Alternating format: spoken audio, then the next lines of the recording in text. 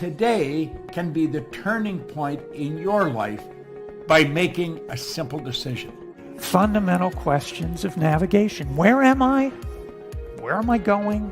And how do I get there from here? I invite the leaders of our planet to ask themselves these three questions before they make any crucial decisions. But if you don't make decisions, you're going to stay right where you are. We are all map makers. We are in a time of transition. If we're going to change, we have to change the direction that we're going.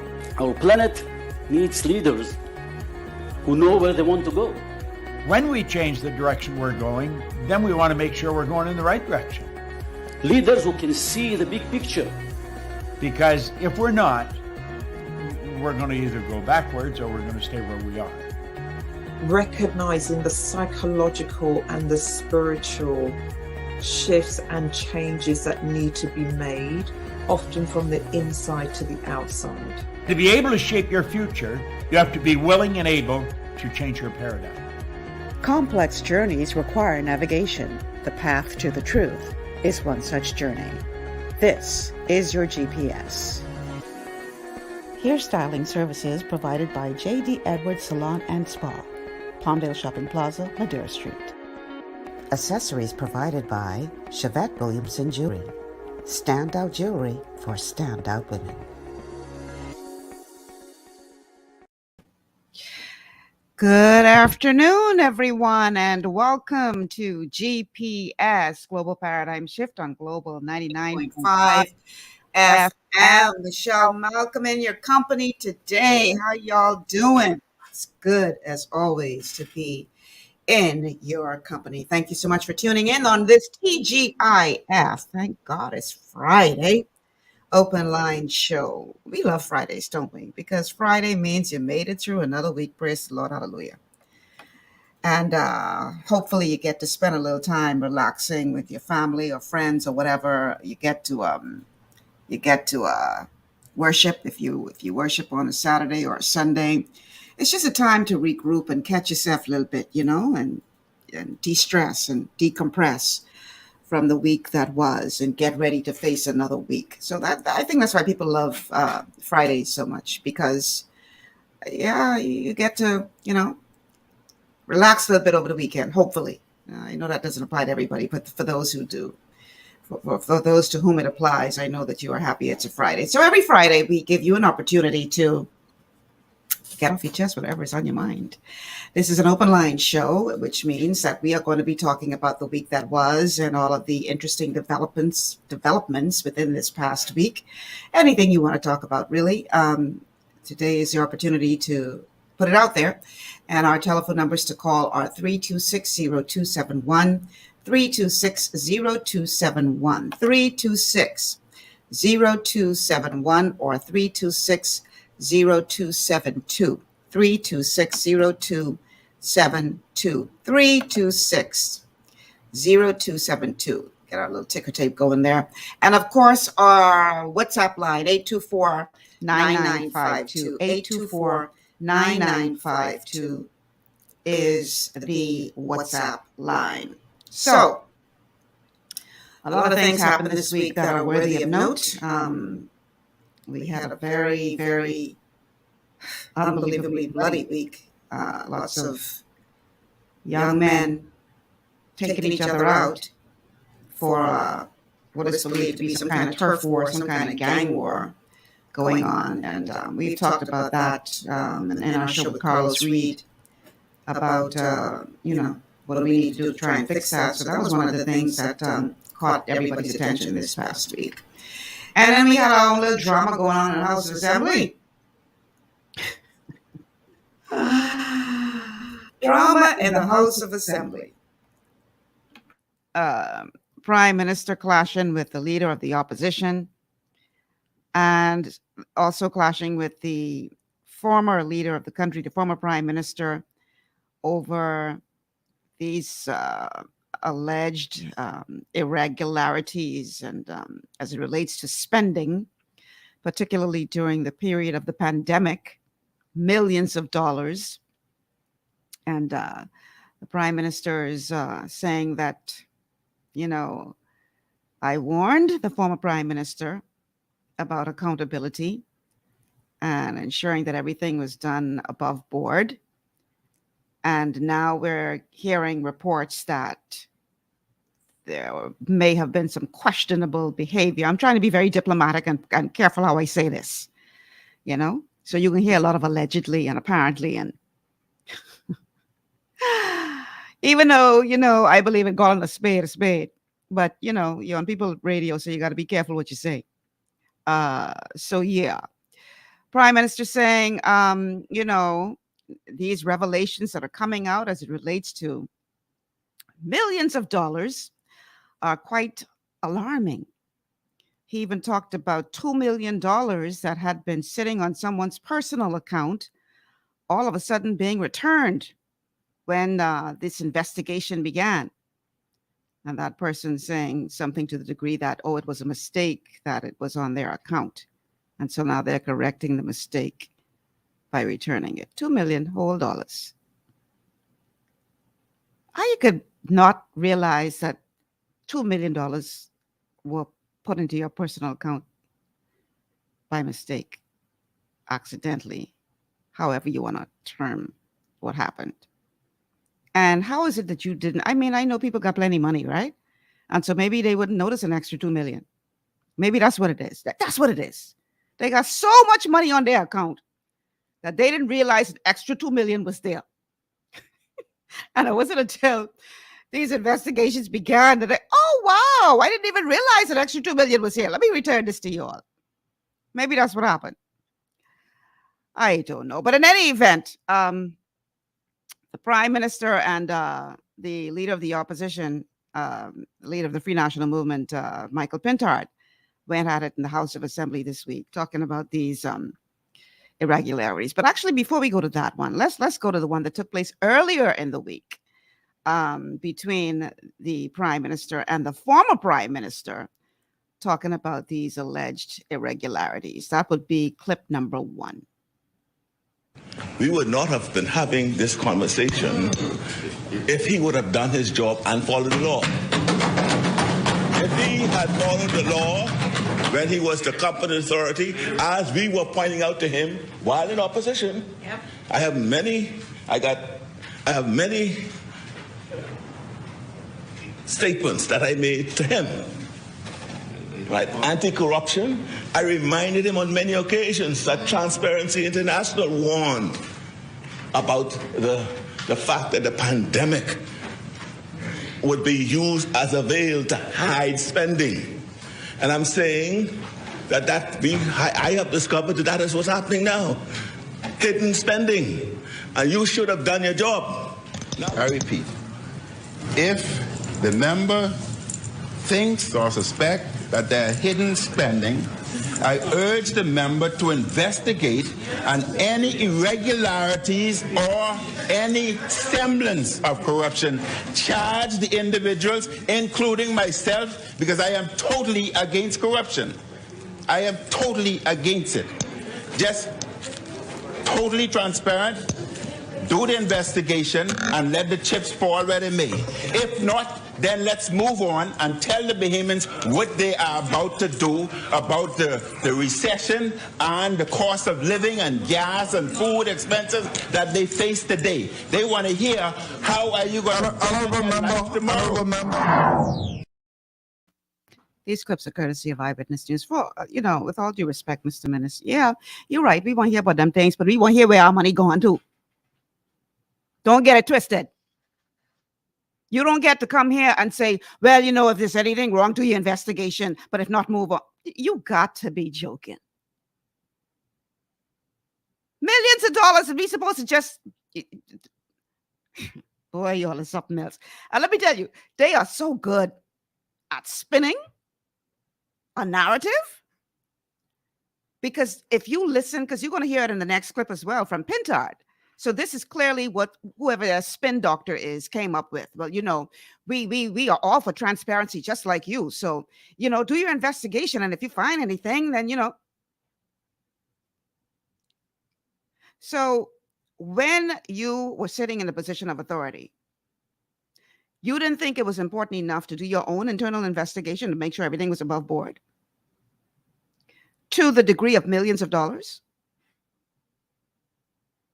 And quite frankly, if you had won that last election, would we ever have found out about all these millions of dollars? What seemingly just disappeared into thin air?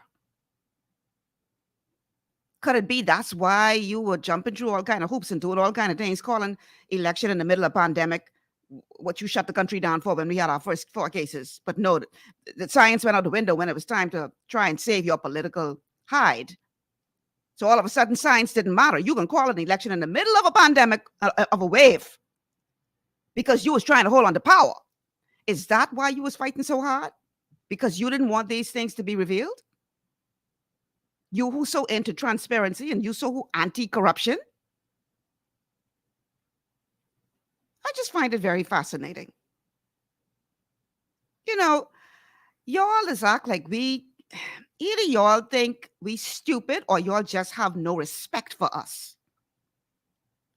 Like we can't think for ourselves beyond the rhetoric that you spew. We ain't forget Oban.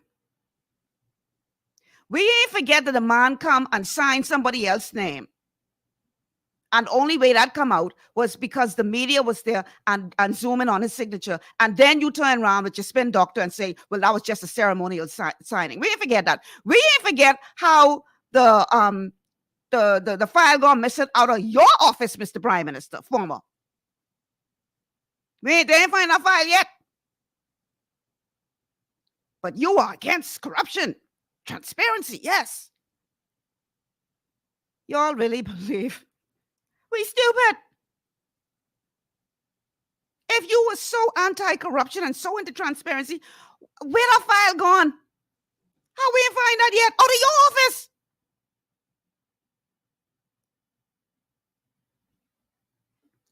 We look at all the stuff that's coming out now, all the dirt that's coming out now, right? But you can come back and tell me, well, if you investigate it and if you find anything, if not, move on and tell us what you can do for us now. Yeah, tell us what you can do for us now. But I want to know where my money going. So don't get it twisted. Don't act like that ain't important to the Bahamian people, because trust me, it is. I need y'all politicians to know we sick and tired of the rhetoric, of the games, of the smoke and mirrors. People are hurting in this country, and we ain't on y'all run with y'all games. We ain't on y'all run. In case y'all ain't figure it out, that's why government is past 5 years nowadays. They're trying to tell y'all something. We ain't on y'all run. All them games that used to work before, them days over. They over. So like Janet Jackson saying her song, what have you done for me lately? Yeah, you got some diehard political supporters who no matter what you do, it's just all right because that's your party. But trust me, the majority of Bahamian people, them days over and done with. You come in here and waste time. You're gone in the next election. Back in the day when Pindling was in power, man, look here. Bahamian people were supporting again and again and again and again. But when them days over, buddy, they long gone. Any government who win in this country nowadays, you better come out the gate flying, hit the ground running.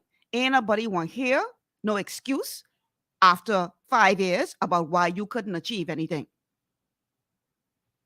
So yes, Mr. Menace, you're right to a degree. We want to hear what the plan is going forward, but don't think that means we don't want to hear what happened to our money in the past. Inquiring minds want to know. So that was the first clash. The second clash now, listen to the narrative now. Listen to the narrative. Because whoever the spin doctor is, this is spin what they come with.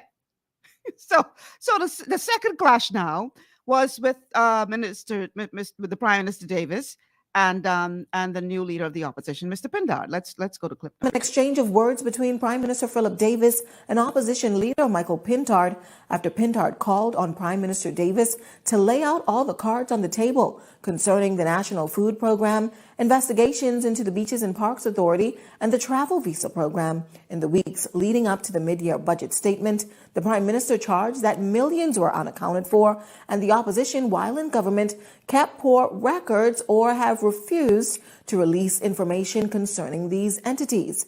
It's also been alleged that there has been a gross mismanagement of public funds. But there seemed to have been sufficient information to tell the tale desired, to paint the picture they wish for the public to view. And the same is true with respect to the government food program. And all we're saying is, we, like you, believe in transparency in government, and therefore, if you have information that you believe that the public ought to have in its domain, that should be turned over to a certain administration, a certain government department, to do so. Unfortunately, what has happened is a number of persons, their organizations, and they themselves have been unintentionally, I'm sure, sullied, and it should not happen. No drip feeding at all. There's no drip feeding at all. The question you are saying drip feeding, and you are saying dripping from a report, and I asked you to specifically identify the drip, and I asked you to identify the report. Drip, drip, drip. Oh, what a time in Dumfries Church. I know I'm no politician, right? I mean, clearly my performance in the last election proved that very well. But, you know, I know it's a game. I know in many ways it's a game that's played between these two. It's like a dance, if you want to call it that, between these two major parties. I get that. But, you know, I want y'all to know that there are some people out here who actually have a brain to think and can decipher through the smoke and mirrors and, you know, all this foolishness y'all is coming to the House of Assembly with, and expect us to just drink it down. You know, I try to be very diplomatic what I say on the air, because, you know, you're trying to give us this yellow bodily fluid and expect us to think it's lemonade. I try to be very diplomatic here. Come on, man. Give us some credit. Now, I know that there are many out there who, like I say, they follow in their party to a T, and no matter what their party do, that's gospel. And we're going to play a clip eventually today. I won't play it in this first segment of the show. But, you know, after the former prime minister got up and made some statement, I'm sure in jest, about how he would deal with Davis, and then the chairman of the PLP gets up and says, "Oh, all PLP party supporters, y'all need to come down to Parliament Square and support your party leader and support the prime minister." And people actually showed up. And they had, you know, words downtown, F&M and PLP supporters. And I'm saying to myself, look at these people. They don't realize that they are pawns in a game, because this is all a game. I long for the day, and I know it's only 6 months in, so maybe somebody will rise to the occasion in this new administration. Maybe somebody's will rise to the occasion. But I long for the day when we, you know, when I was a young reporter and I had the opportunity to start covering the House of Assembly, let me tell you something. First and foremost, they never used to come in there with no written speeches. They could perhaps have notes, but they had to speak. They couldn't come in there reading no script. And the level of debate was so far advanced to what we see now. Listen, you had on both sides of the divide real statesmen and women who were genuinely interested in country and building a nation. And their discourse in the House of Assembly reflected that. Let me tell you something. And back then, they never used to allow reporters to have recording devices. You couldn't come in there and record what was being done in the session. Okay? And this is before they had, they allowed television cameras in there. The only recording that could take place in there was the official recording for the Hansard. So as a reporter, you had to go in there and you better be on your A game. You make sure your ear is wide open to hear, and you had to be able to take notes very fast to try to understand the gist of what was happening in that House of Assembly. Because trust me, that wasn't any joke. That's the level of debate that took place in that House of Assembly. Now, and I just mean now, today, I'm talking for the past several years now, that has been so watered down. People coming in there with prepared scripts, and some of them can't even read the script what they prepare. We ain't gonna forget. I ain't gonna go. I want go back to but we come on now.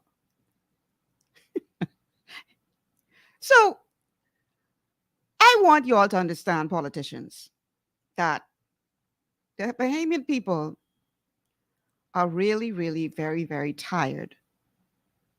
We've been worn down. And more of us are saying, forget party politics. Because party politics really ain't getting me nowhere. It's not taking this nation anywhere. At least not in the direction that the majority of people wanted to go in.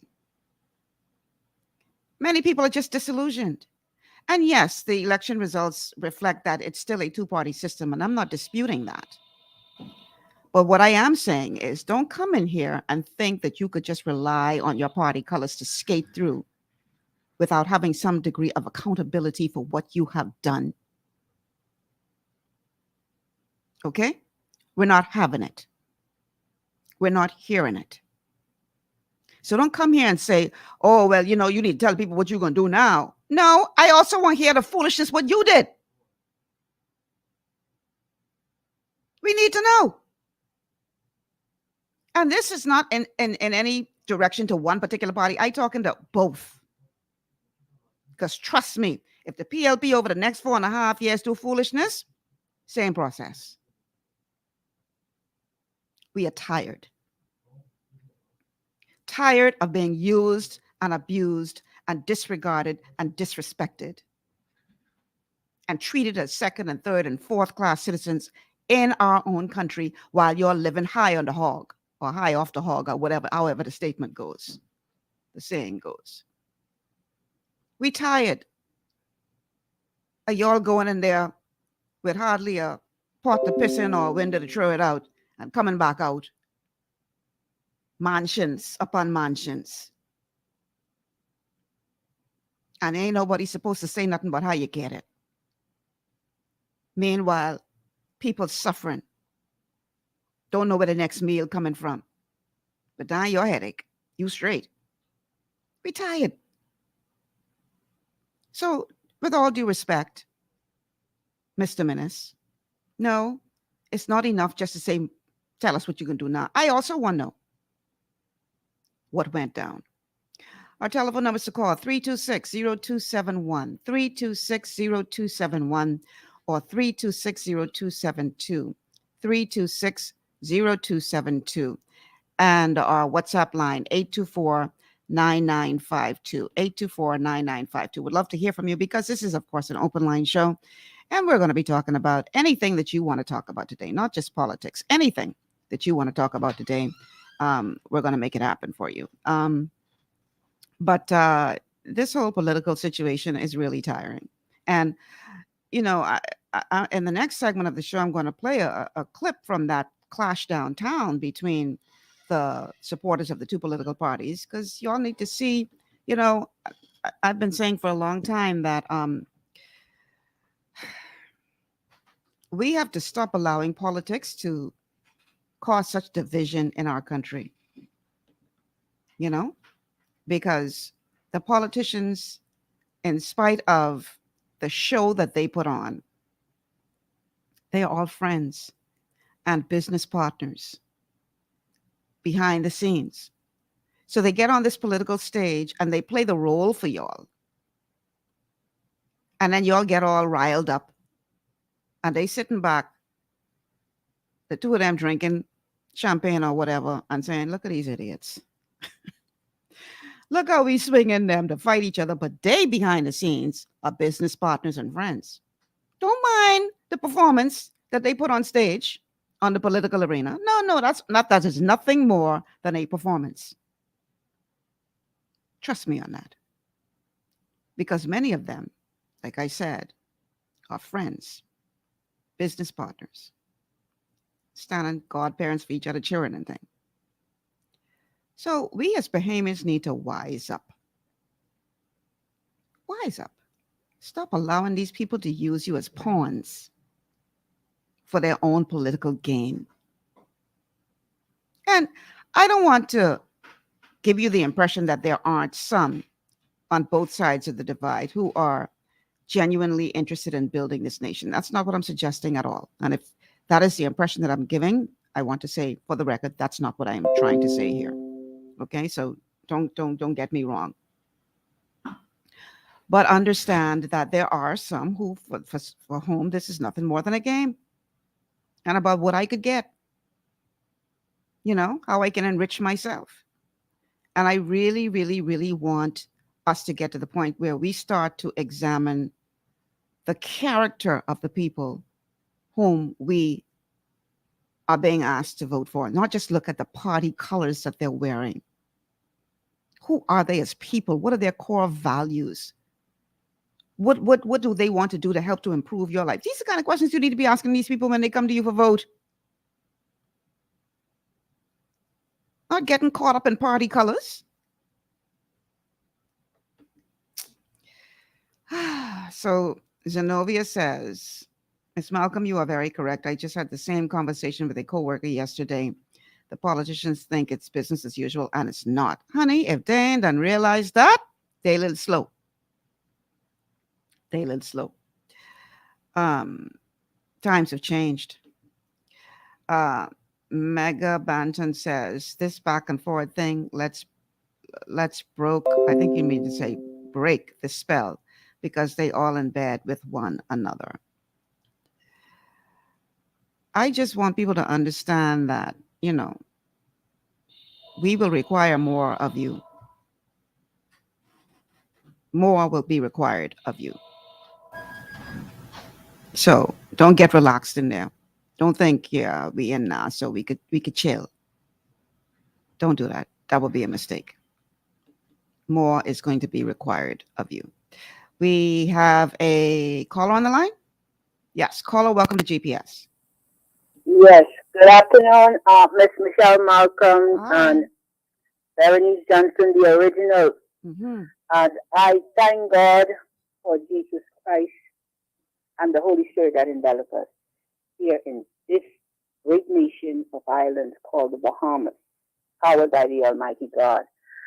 I must give my salutations to my mortal boss, former Prime Minister Hubert Alexander Ingram, and also congratulations.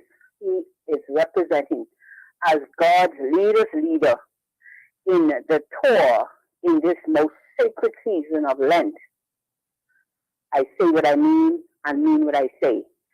I love you, Mr. Ingram, and only Jesus Christ of Nazareth can get between us, because what all is happening here on the change of administration did not just happen. That's why I always try to bring solution and understanding to the listeners, and especially the horrid suicidal the suicide of Miss Carissa Culmer. Okay, I sat in the House of Assembly from 2008, late 2009. What we are experiencing is transnational organized crime.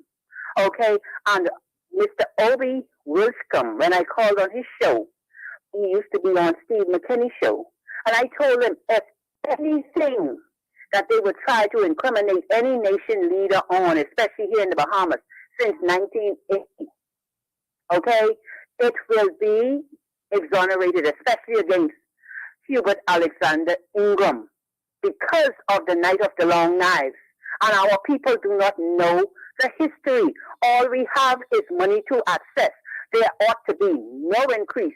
And let me give a good afternoon to God's ushered in administration, led by the Honorable Philip Brave Edward Davis, a mentee of the late Peter Galanis, who was a financial guru.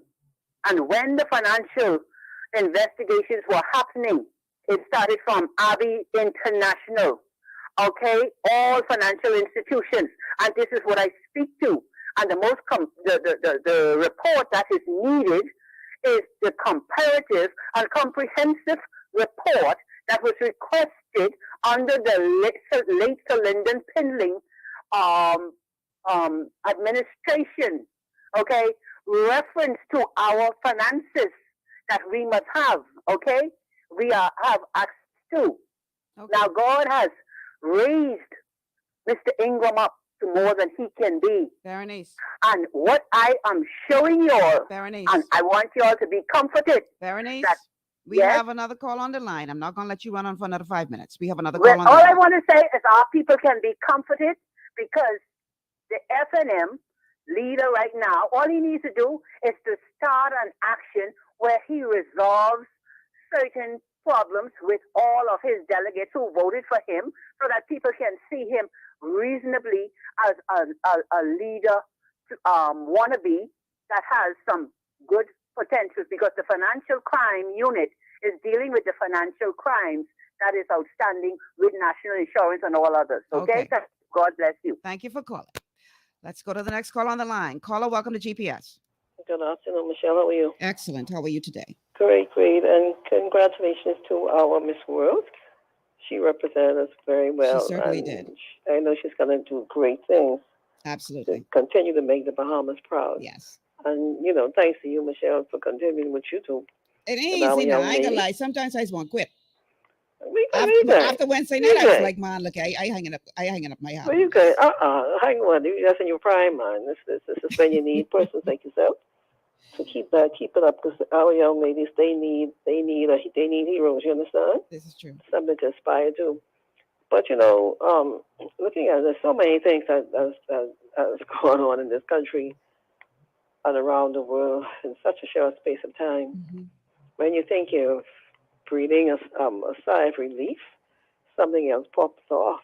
Mm. Now, the situation in Parliament with the former government members, and I use the term the nerve. You understand? Mm-hmm. To stand up and have so much passion, to have so much passion for the poor, the behemoth people are suffering. Mm. And you're putting this government, as we all should, putting their feet to the fire. Mm-hmm. But you weren't feeling any of this fire when you were actually at the helm. All you did was put major suffering on top of us. Well, the man tell you straight and plain the next time for the poor. Exactly. And now, but I guess he was correct, because now he's so concerned, partly shedding tears at the Parliament for the poor. And, the Mr. Pintard, and he's saying, yes, you all, whatever, but, what are you all? You all already broke the law because you haven't tabled the fiscal or whatever report. Bro, we have to get through. I think I agree with you. I want to know how my money was spent. Of course. Okay? I don't know if you know, so you may have a different, opinion than I do, but I sat in amazement to watch how many persons, including persons in the media, in the print media as well, like they're tripping over themselves, trying to protect the person who was responsible for this $2 million, who spoke up and explained away where the $2 million suddenly appeared from.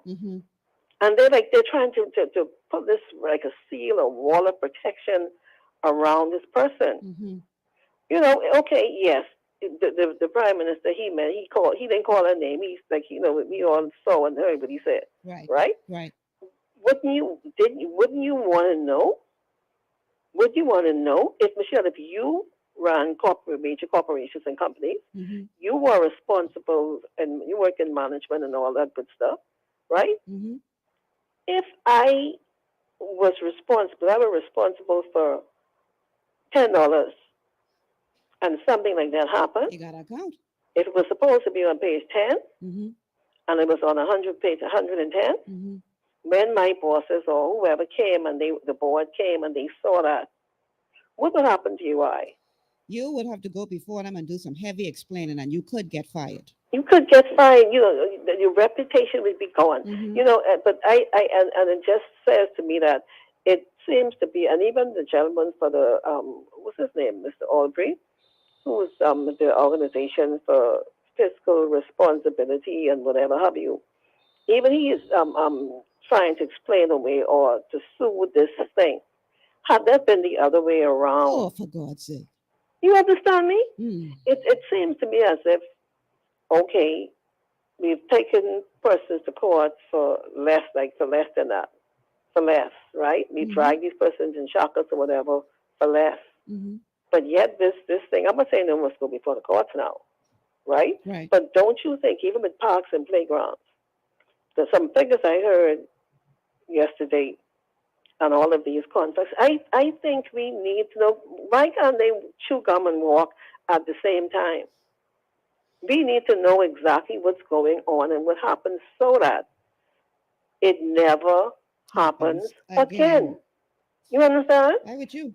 And so what the prime minister, yes, he is there, and this is what they all do. Whenever they get behind that podium, they lay out, this is what they did. This is what they did. This is what they did. Here is the evidence. What we want to see, what I want to ensure is that it never happens again. You and your cabinet, you and your members of parliament, ensure that if you see something, if something is out of order, you deal with it right away. Right. You understand what I'm saying? Because at the end of the day, we're going to have to pay these funds back.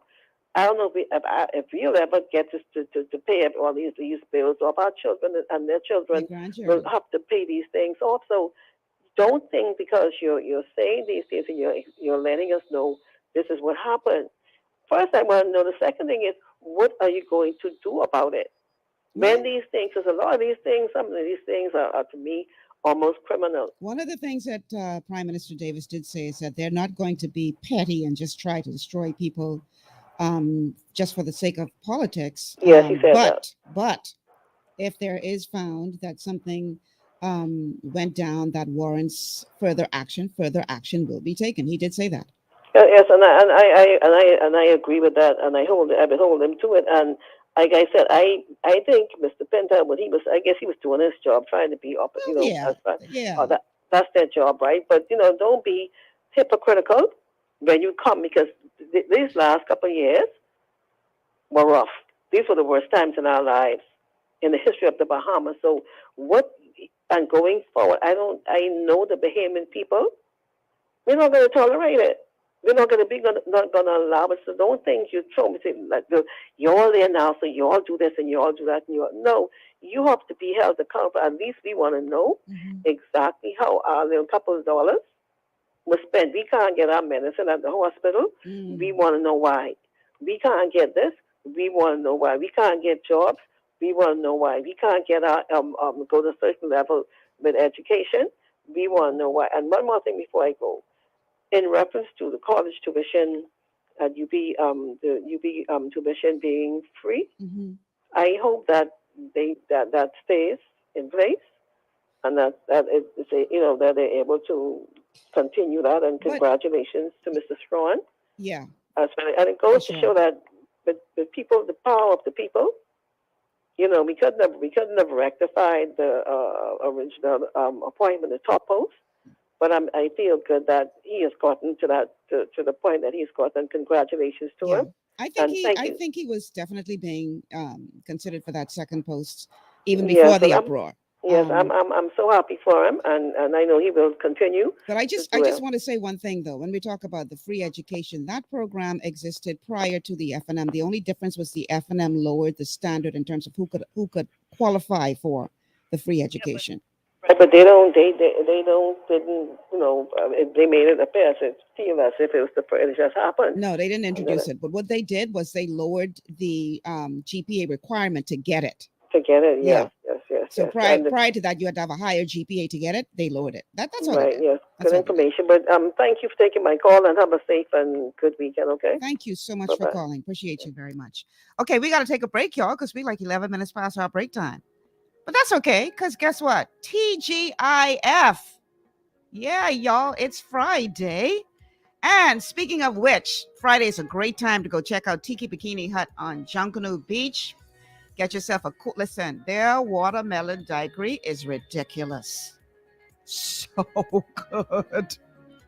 Go check out Byron and his team. Tell them Michelle Malcolm sent you. And I promise you, they're going to make you feel right at home. That's the Tiki Bikini Hut on Junkanoo Beach, where you got a family-friendly atmosphere, amazing food, and a safe environment. We'll be back after these words from our sponsors.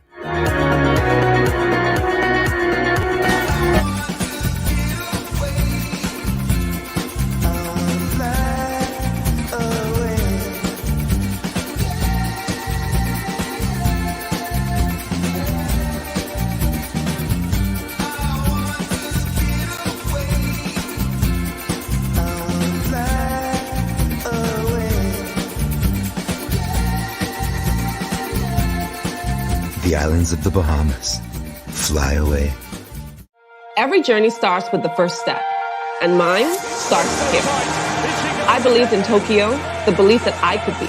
We could be the best. We are drenched in Bahamian pride, no matter where we go.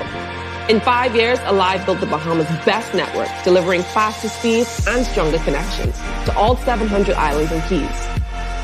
I am proud to be Director of Speed and Connection. Never stop dreaming and never stop believing. Welcome to Sunshine Auto, the hardest place on the planet for rims, paints, and tires. We are your auto superstore for rims, Lexani, Azaras, Trueform, Western, Lux, Fuel, Tracklight, Tough, Rough Racing, Velocity, Mud, All-Terrain, and low-profile tires, cars, homes, and commercial window tinting. At Sunshine Auto, we put God first and customer is king. Blessed love. Welcome to Chippy's Cultural Experience. Coming soon, Chippy's Cultural Entertainment, building on a Bahamian legacy. Welcome to Boston Square.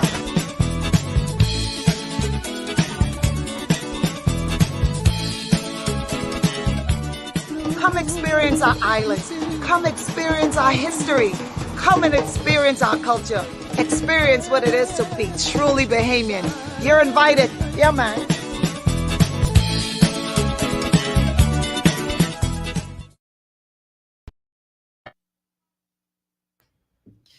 And welcome back to GPS, Global Paradigm Shift on Global 99.5 FM. Michelle Malcolm in your company. It's always a pleasure to be with you.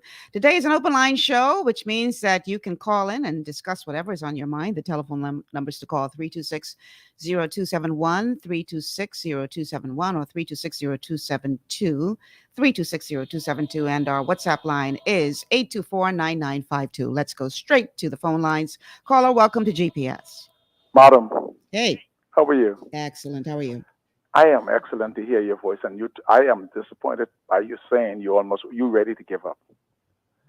You need to withdraw that because you have a lot to offer in this country, and we can use you. Thank you. I want to engage in you with a conversation just for a minute or two. And I know that you might say that I sound like a Scotch record, but let me help. Sister, please. Have you ever sit down and think about it? Why is it that we can promote everything in this country other than the traditional family structure? Because you got a bunch of people who sweetheart and who in high position and doing other things. Very good. I support that wholeheartedly. Let me say this. Until the sisters of this country understand the women lib is being used to empower politicians,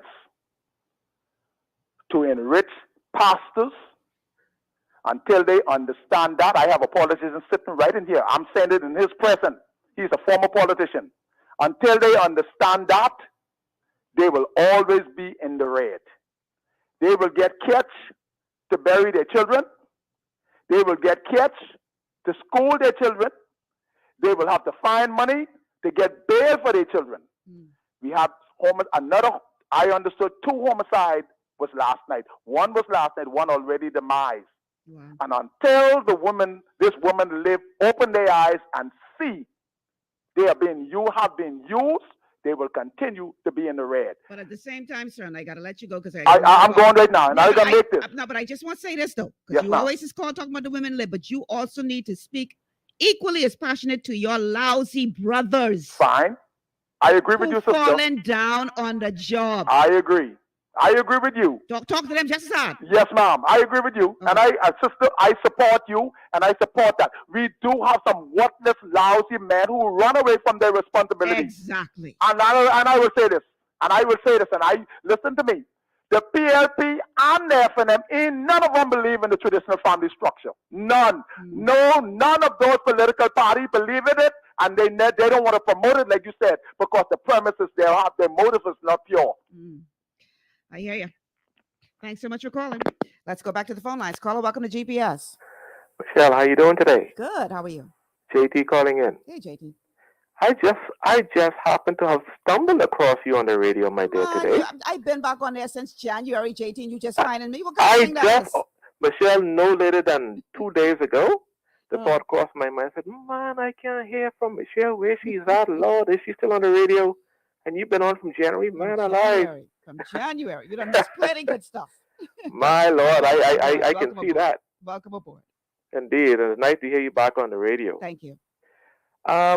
Michelle, so many things. But you know, what concerns me as a Bahamian today from the Christian point of view, politicians and Bahamians for the most part are putting too much faith in the United Nations and taking their faith away from God. Now, I respect everybody's right to choose.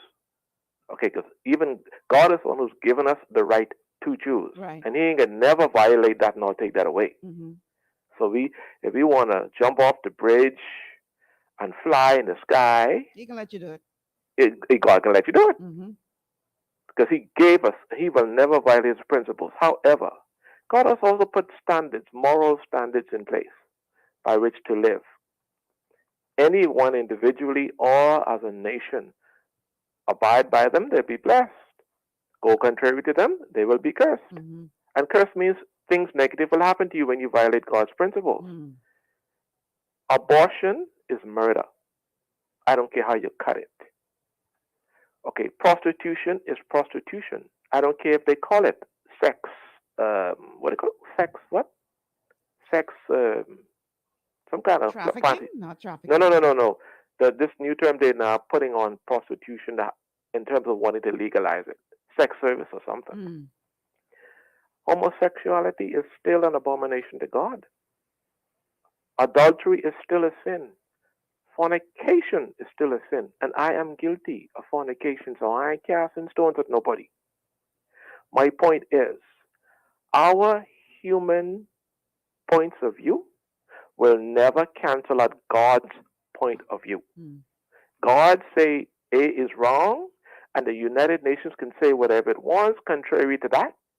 We as a country can believe whatever we want to believe contrary to what God say. God's still right, and we as human beings are always going to be wrong. Right. That being said on that note, the other thing I wanted to touch bases with you on, Michelle, where's Bay Street anymore? What do you mean? The wonderful, beautiful experience that we used to have years ago, when you used to be proud to go down on Bay Street that we always used to know as the jewel of the Bahamas. Where is that? Where did that go? Because when we walk down there now, I mean, I haven't been down there in a long time walking, but as a person who's blind and I hear people describe how dirty and lousy and dilapidated and break down that place is. Do politicians live in Nassau?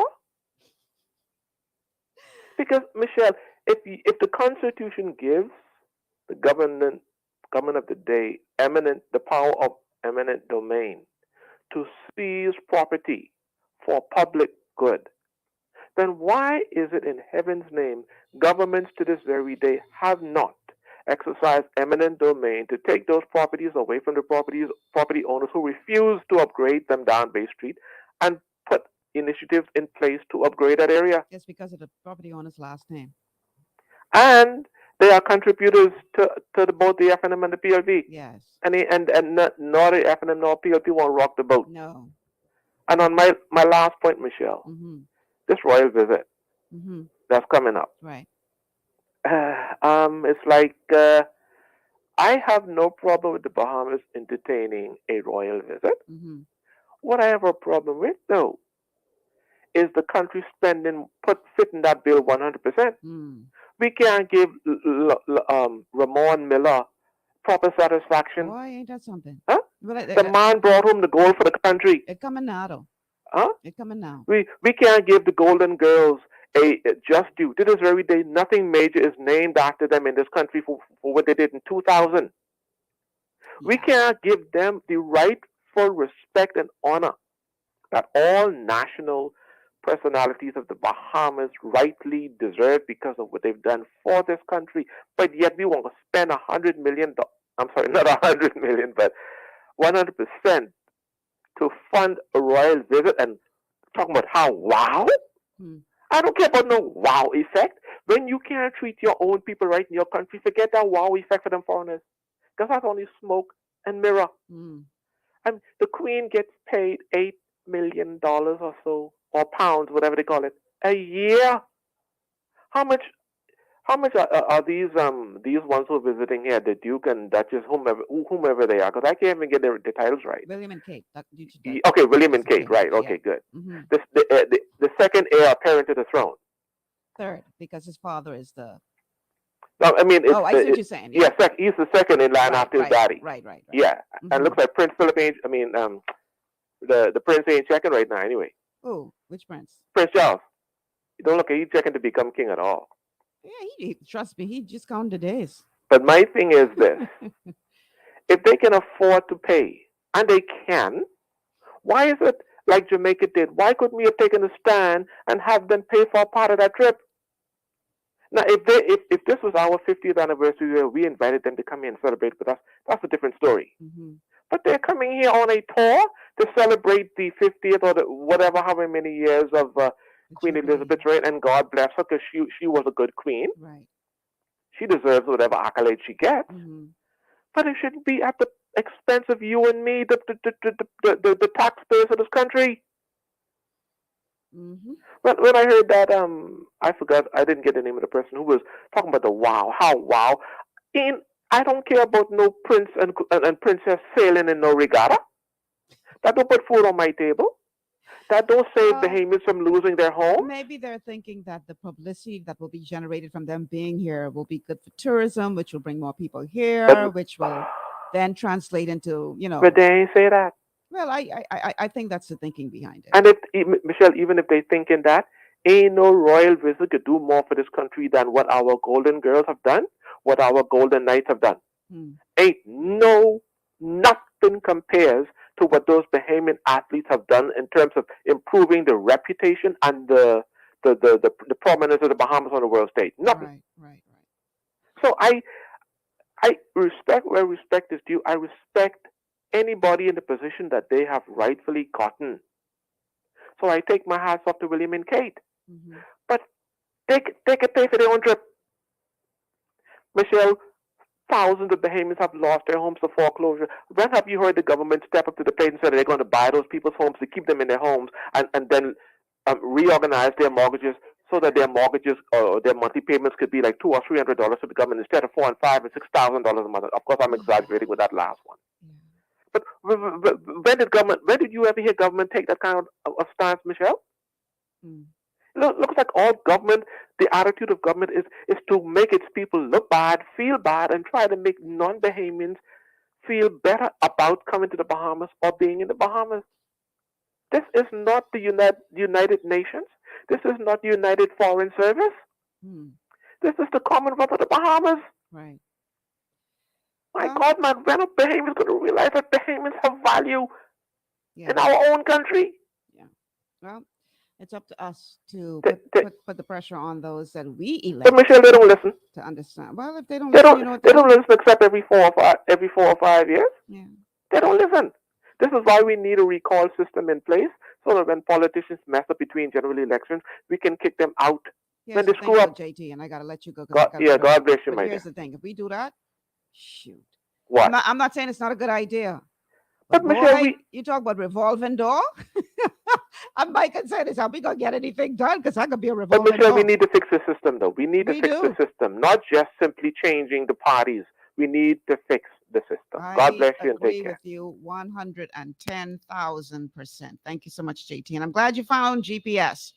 Now, caller, y'all calling right when I got to take a break. Let's quickly see who that is. Let's see if that's a caller for the show. What? Oh, we have another one on the line. Caller, welcome to GPS. Yes, hi, Michelle. Hey. Anyone to Michelle, you remember just before the last election, when the PRP lost the election, FNM came in power. We were crying on about the VAT money.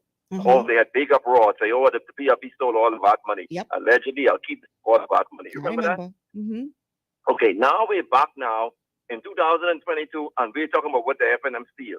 When is it going to stop? Instead of where the VAT money gone, where the Dorian money gone, where the COVID money gone. You know, it's just ignorance, man, Michelle, man, come on. But you know, you got to blame the people, you know, because vote for these people over and over. Again. And then we argue back and forth. But Michelle, don't lose your radio show running on about where this money gone, because it really doesn't matter to those poor people who they're still suffering today. And I always try to figure out why, if you're suffering so much, why didn't you vote these two people out? Why do we continue to vote BLP and FNM? Yeah, people just to have them run on about who stole what amount of money, and it's just repetitious. People just scared to make a change, man. People scared to change. Yeah, man, Michelle, I'm so sad. You know, you ran the last election, I ran in the last election, and we wonder why did we waste our time, eh? Because the people do the same thing over and over. I will tell you what, though. I'm glad I did it. Let me tell you why. Because I knew that things were rough out there, but I had no idea how bad it was. Now you know, hey. Until I went into that community and went door to door, and I said, oh, my God. I had no idea how bad it was. And it seems to me like when you keep a person down, they tend to always go back to their vomit, because it's so sad. If something has to break, that's why I tell you, only God can make a difference, Michelle. Let's lean on him, okay? He's gonna bring a change. All right, take care. Now, that's what I wanted to say. Thank you so much for calling. All right. Is that another caller, or can we go to? Okay, we can take a quick break. Let's go to this commercial break. Then on the other side of the break, we're going to play a couple more clips, especially from this thing downtown, y'all. I wanna play a clip from that and talk about that a little bit more, about how these people divide us. And we so stupid, we right there letting them do it. That and anything else you want to talk about is on the other side of the break. Stay with us. This is GPS. Executive Printers is your one-stop shop for all your branding and customization needs. Letterheads, envelopes, business cards, invoices, share and gift certificates, rubber stamps, vouchers, funeral programs, brochures, flyers, banners, and promotional items like mugs, water bottles, mouse pads, and key rings, all with personable service and great quality. No project is too small or too large. For great turnaround and competitive pricing, make an executive decision. Call us at 392 813-5011.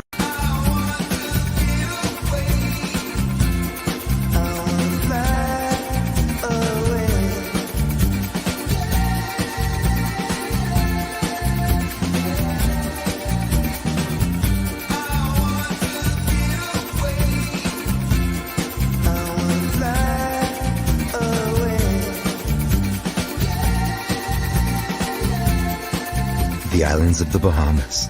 Fly away. Welcome to Sunshine Auto, the hardest place on the planet for rims, tints, and tires. We are your auto superstore for rims, Lexani, Azaras, Trueform, Western, Lux, Fuel, Tracklight, Tough, Rough Racing, Velocity, Mud, All-Terrain, and low-profile tires. Cars, homes, and commercial window tinting. At Sunshine Auto, we put God first and customer is king. Blessed love. Understanding your microbiome, also known as your gut ecosystem, can change everything you thought you knew about nutrition, digestion, immunity, and metabolism. Keeping your gut ecosystem healthy and balanced is essential. Ultimate Microbiome by Longevity was specifically formulated to optimize this ecosystem. It provides the advanced support your gut needs through prebiotic, probiotic, and postbiotic supplementation. Our unique blend of probiotics includes Lactobacillus and Plantarum, healthy bacteria that can help prevent harmful bacteria from taking over your gut.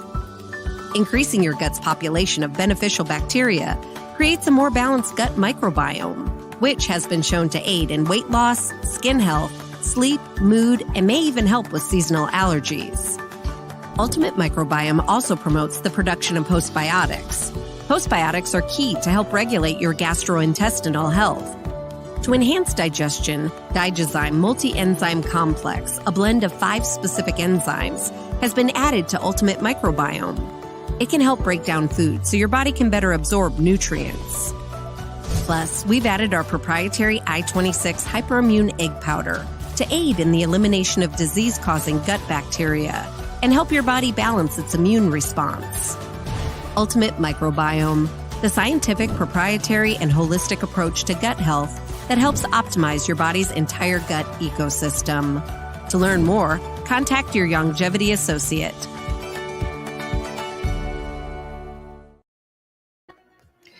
And we are back. Welcome back to GPS Global Paradigm Shift on Global 99.5 FM. Michelle Malcolm in your company. Today is an open line TGIF show. And every Friday we give you an opportunity to sound off. Call us and tell us what's on your mind. Our telephone numbers to call are 326-0271, 326-0271, 326-0271, or 326-0272, 326-0272, and our WhatsApp line, 824-9952. Let's go straight to the phone lines. Caller, welcome to GPS. Welcome. Thank you, Ms. Michelle Malcolm, for allowing me to weigh in on the conversation. You're welcome.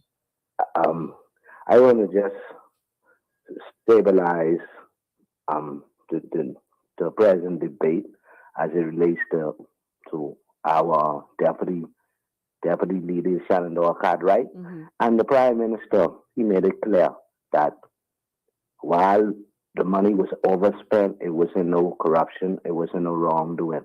Now, that's what I want the Bahamas to understand, that the truth of the matter is that even though many contracts was given out and many persons got paid, Shenandoah Cartwright never took one penny from the government treasury as it relates to contract dealings with or allegations of corruption.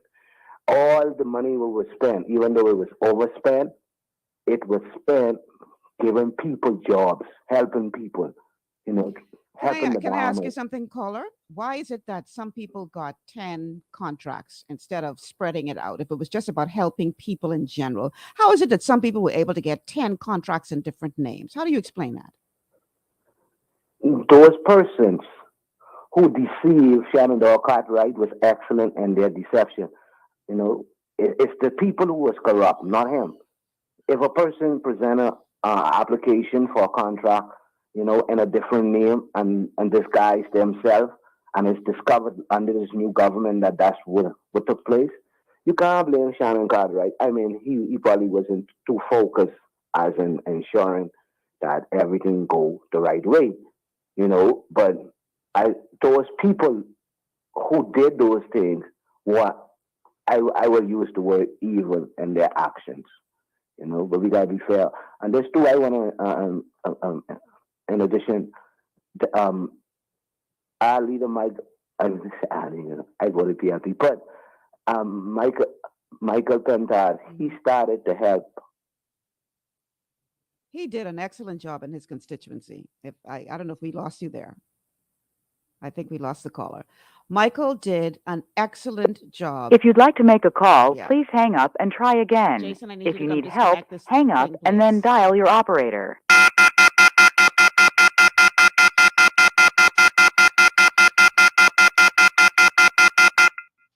Sorry about that, y'all. Michael Pintard did an excellent job in his constituency, particularly following the passage of Dorian. He helped PLP, F&M, whatever color, it didn't matter. And that is why he was reelected, because he did his job. So nobody can take that away from him. Caller, welcome to GPS. Hi, how you doing? Excellent. How are you? Wonderful.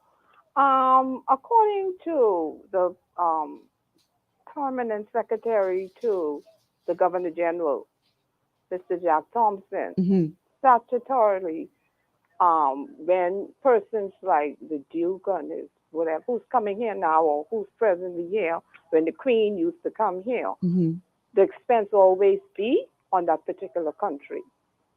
But that's when we were under British rule. Yeah, We're independent now. Even with Sir Lyndon, he didn't say when he was under that. Even with Sir Lyndon, when the Queen used to come here. Yeah. Right. Jack didn't say when he was under British. Yeah, He but said, people aren't saying people that. don't understand No, that. people, but I'm but here's what I'm saying, saying. People aren't saying that it hasn't happened in the past. We just question why should we continue to do so. That's what people are questioning. Yeah, but I'm saying that's what's the statutory. I don't know whether that's from the book or whatever. But he said that's it. Whenever the Queen or anybody come here, that particular country, I don't know whether another Caribbean, he said pays for the expense. That's what he said. So it wasn't like new to me. It probably was new to me. That's why we need civics. So we wouldn't get civics in school. So we would understand and ask for the change before it happens, because it's nothing new. And my other question is, the caller a while ago is basically swearing for Mr. Cartwright, right? But at the end of the day, the buck stops with him. Before any contract is being given out, he needs to see that the contracts are in order. Well, here's and the problem. The signatures here's the problem. that's supposed to be on the contracts, that's what's lacking. But you had 3 different signatures of Mr. Cartwright. And that wasn't sufficient, what was supposed to be on the contract before any contract has been issued. So this is why the buck stops at him. So, amount of saying, Mr. Carr, yes, he might have given contracts out, but it wasn't properly done. Clearly not. You see, that's where it lies. But once again, we got to try and justify what our party has Yeah, done. we have to justify that. Yeah. And also, I don't know if you can hear something. Yeah, there's some kind of noise on your line. I don't know on my end. Yeah. You can hear me now? Yes, I can. Okay.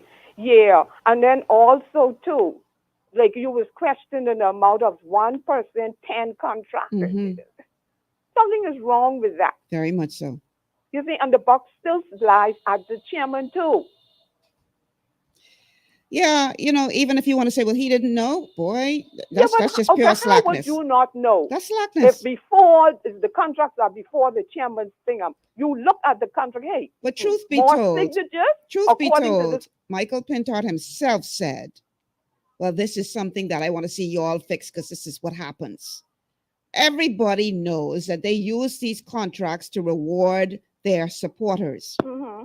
And then a caller call in to say like another party will come in and besides the 2-party system. But even if a new party comes in and they see the discrepancies in different areas, right? They're gonna pay attention to that too. Ma'am, I think you're having a problem with your line. So I appreciate you calling, but there's clearly something going on wrong with your line. I don't know. Okay, well, it's silent. I was saying, even if another party changed besides the two party system, and they look at the books and they see discrepancy, I don't think they're just going to ignore that and just move on. They're going to deal with that as well. Right. There is a new incoming party from the two party system. I see what you're saying. All right. Well, listen, I appreciate you calling. I got another call on the line. Thank you so much for calling. No? We lost that one? Yeah, sorry about that. Okay, 3260271, 3260272, or 8249952 is the WhatsApp line. Okay, so I promised y'all I was going to play one more clip because in this back and forth in the House of Assembly between the current Prime Minister and the former Prime Minister, the former Prime Minister said something I'm pretty sure was in jest. He actually said that something that Prime Minister Davis said was stupid and immature, an irresponsible statement to be made by any prime minister, and he can't wait to get in Parliament to bust his you-know-what and their you-know-what for talking stupidness. This is what he said, apparently, to the Tribune. So then the chairman of the Progressive Liberal Party jumps up and says, oh, all PLP supporters, y'all need to come downtown to Parliament to support your prime minister based on this man talking about he can do something to him. Now, say what you like about Hubert Minnis, but I am pretty sure he had no intention of getting violent with Davis or anyone else in the PLP. Probably said what he said in jest.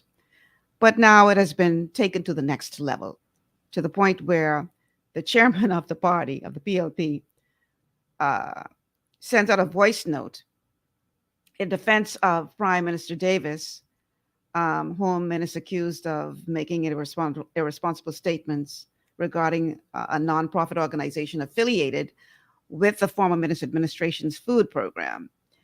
And he was actually referring to Mr. Davis' statement who said that an NGO attached to the F&M government's national food program had close to $2 million sitting in its bank account that was not used to help Bahamians, and that the money has since been returned to the government as demanded by his administration.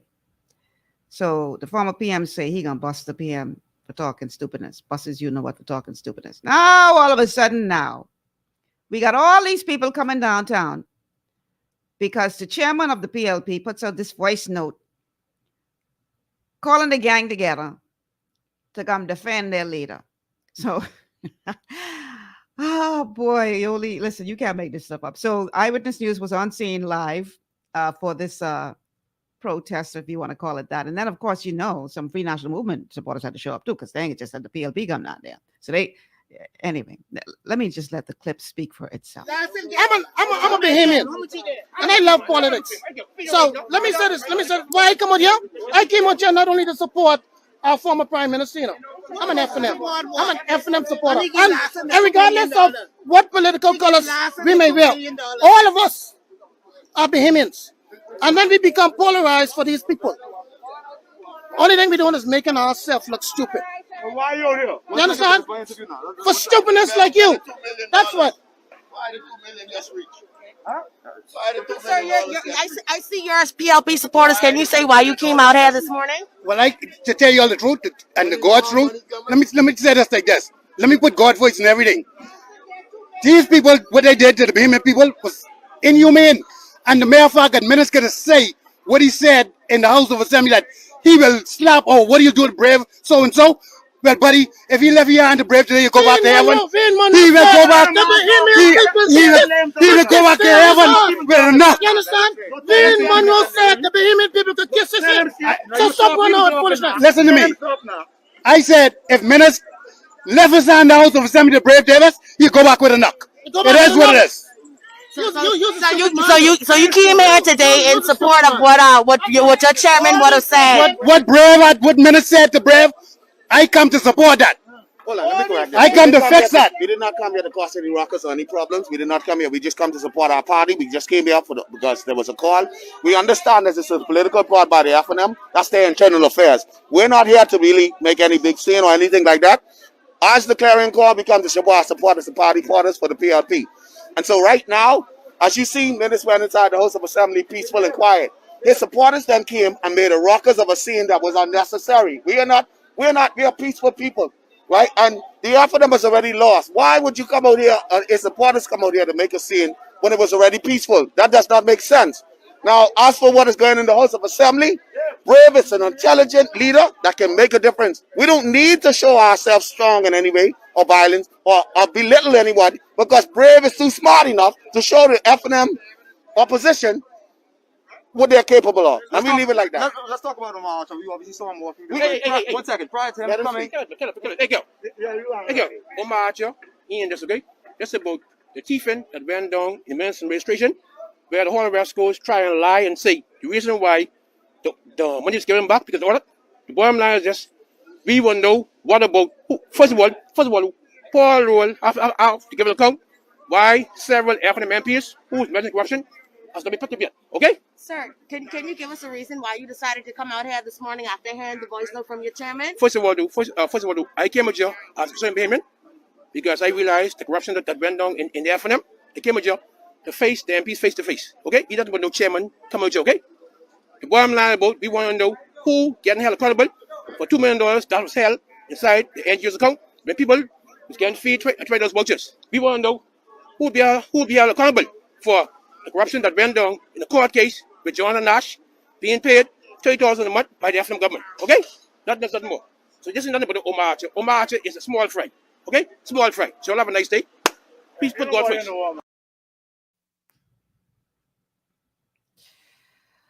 Well, what a time in Dumfries Church. Where do I even begin? First of all, the initial person speaking in that report, not in that clipping, the FNM supporter was absolutely right. Because, in terms of him saying, all us is Bahamians. He's right about that. Now, what happened after he said that, I ain't gonna swear for that. But we have to realize, people, that we are being played like a fiddle. I mean, if you don't understand that, then I don't even know what to tell you. This is such a ridiculous game that is being played. And some of those protesters, or whatever you want to call them, supporters, whatever you want to call them, some of them had some valid points. We want to know what actually happened with the spending, as I would have said earlier in the show. We want to know where was the transparency and accountability. We want to know all of that. But it can be to the point where you can come downtown because you believe you got to protect one politician from the other because the other one say he gonna bust. Come on, man. Now, if you want to go downtown to protest because you want to go downtown, ain't no problem with that. That's your right. That's your right. But it can't be for the reasons what some of y'all give. Y'all can't think it's that serious.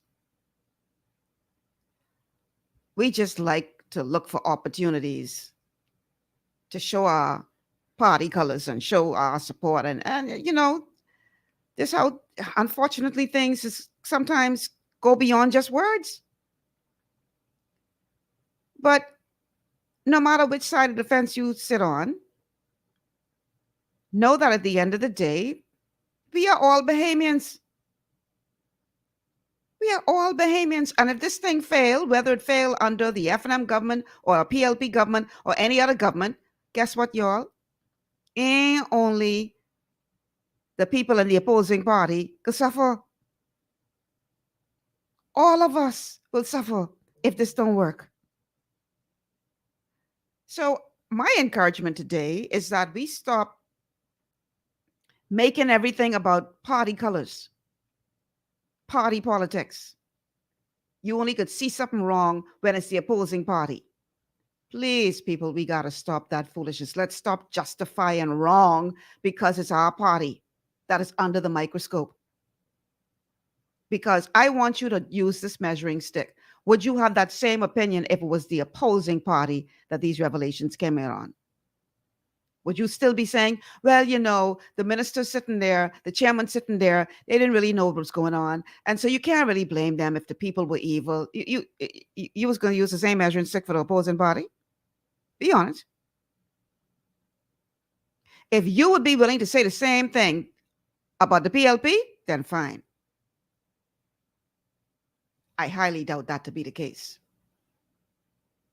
Because, you know, everybody like to beat the PLP with the corruption stick.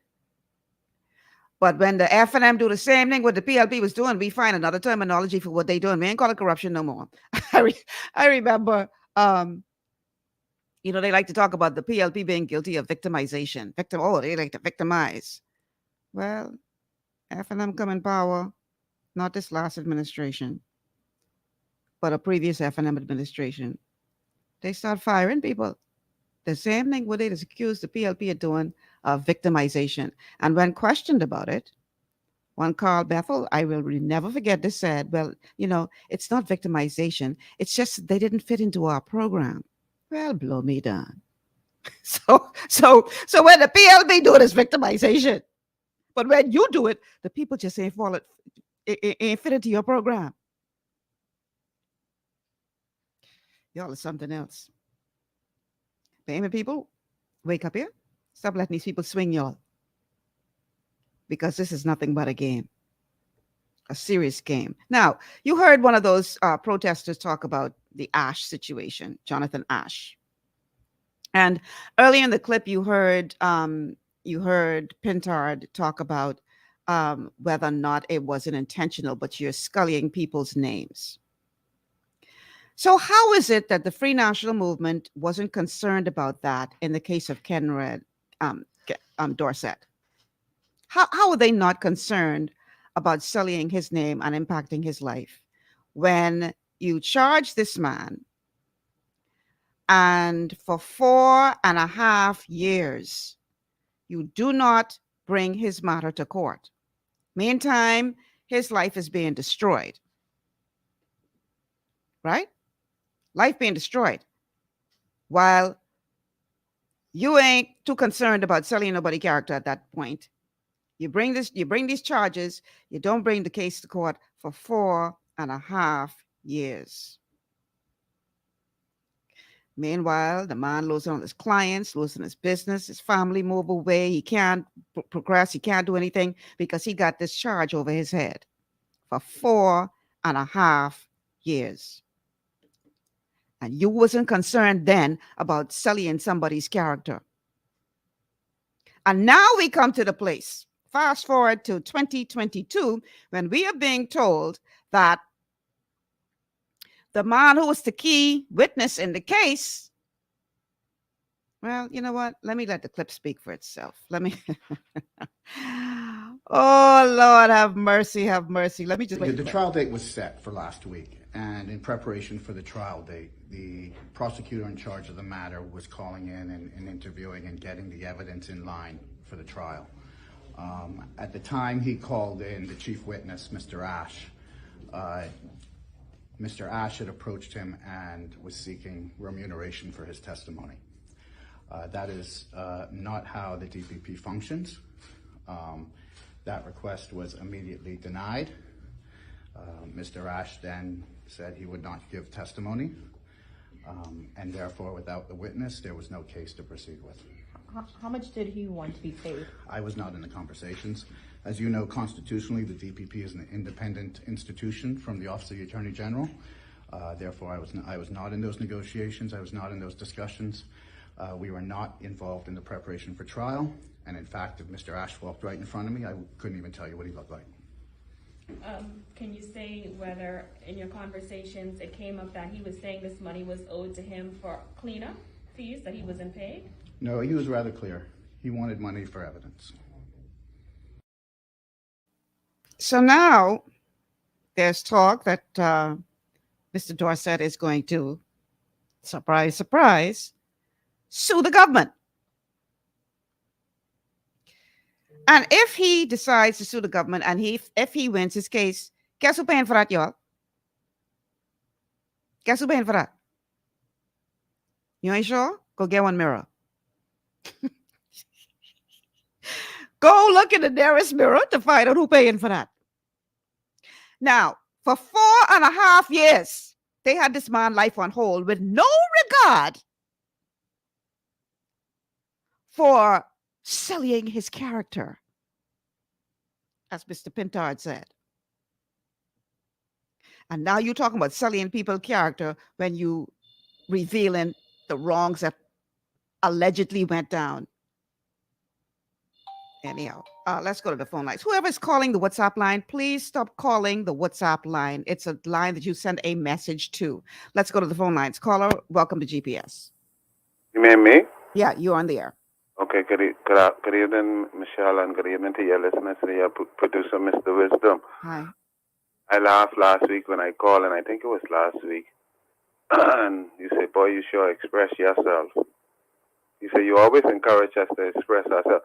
But I had a couple of things I don't want to bring the attention from what you was talking about, like what we normally do, talk about the week before, the days before within this week. With this thing what you just mentioned just now, and the clip what you play with the Attorney General, you can hear me clear? I can hear you. Okay. Yeah, I think I understand your view or what you was looking at in it, because there's many different avenues, questions from what the Attorney General say about this matter just now, and I think your view was not view, but what you was looking at was how the man's life was unholy. Go ahead, we're listening. Michelle? I'm listening. Go ahead. Yeah, that's sad when your life get put on hold. But you know what I take from it when I hear the Attorney General talking, I say to myself, maybe I just ain't understand and know how the system go, and I ain't no lawyer, but it still sounds a little funny to me, because whilst we wondering how much he did, or questions was asked, how much he did want to get paid for, Mr. Jonathan Ash, I started to think, do we really, I mean, and I ain't no lawyer, maybe lawyers could call in and let us know, do we really need the statement again from Jonathan Ash? We already have, if Jonathan Ash did lose his life or fall down and dead, heart attack, God forbid, or whatsoever. No, that was a different case, though. That was the case against But Shane Gibson. I'm not saying the case that started, no. Before the case started, police have, what you call it, evidence. But you still got to go through the judicial process. Yeah, but I mean, they already get a statement from him to be able to charge somebody, from Jonathan Ash, to being able to have Mr. Dorset in that Still position. need to have that person come before the courts to give testimony. So if something should happen to him before he come to court to give his testimony, after giving testimony to the prosecutors or the police officers or whatsoever, the special prosecutor or whosoever, right? If something should happen to him, they couldn't use that statement. What I get now is that I believe it's more. It's about Jonathan Ash maybe going back to court and repeating it, or going to court for this particular case the first time and giving his evidence different. I mean, from what he gives to the police. But I feel like the government still could have go ahead. They still could have go ahead with this. And how you can go ahead and your chief witness say they ain't gonna testify unless you pay him? What sense that make? Okay, yeah, we could agree to disagree. My point is too that I think different from Jonathan Ash ain't agreeing to. You saying that it couldn't go on because he ain't want to talk no more. But I believe it's something that I tell you, I ain't no lawyer. It's just my crazy way of thinking. If something would have happened to him, the same evidence would he give to the police to report for them to be able to charge Dorset? Yeah, but see, then that's not how the judicial system works. I willing to learn. If I go and I make a charge against you in the police station, and the police decide this is something that can be brought before the courts, I have to now go and testify before the court. Yeah, they charge the person accused, and then I have to go to court. But if I die before I make it to the court, they can't use the statement. Yeah, but if he's still alive. No, I just was saying. I believe at the end of the day, if the government wanted to push that, That could have pushed doesn't that. make sense. Okay, If your I'm willing key to learn. I'm willing to witness- accept what you. I don't agree, right? But I agree to disagree with you. Yeah, all right. Okay, let me move on something else with you Yeah, to say, because right? we got another caller waiting on the line. Okay, I can let them talk then. No, go ahead. Make your point. Oh, you hung up. All right. Hello, caller. Welcome to GPS.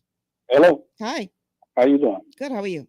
Okay, let me put my 5 cents. I am so disappointed in Fred Mitchell, Mm-hmm. a senior minister in the government, lawyer. First, let me ask, who's responsible for protecting, defending the Prime Minister of the Bahamas? The police. The police, eh? Mm-hmm. Not supporters. Right. Not supporters. Agreed. And like you said, everything was said in jest. I don't know how Fred Mitchell took it, but if he didn't take it like that, that a complaint was supposed to be made to the police. Mm-hmm. So my 5, I am very disappointed in him. Political chess for game, man. Yes, for taking it that far. Because he was inviting a confrontation when he did what he did. It's a game. He invited a confrontation downtown. And people allowing themselves to be used as pawns. Be It's just a game. used That's all it is. every time. Yeah, that's what it is. So, Okay? all right. That's all I have to add to that. Thank you so much for calling, eh? All right. Oh, boy. The numbers to call, 3260271, 3260271, or 3260272, 3260272. And the WhatsApp number to send a message, not call, is 824-9952. Is that a caller for the show? No. Okay. Yeah. People, stop letting yourself be used here. That's the bottom line. It's a game.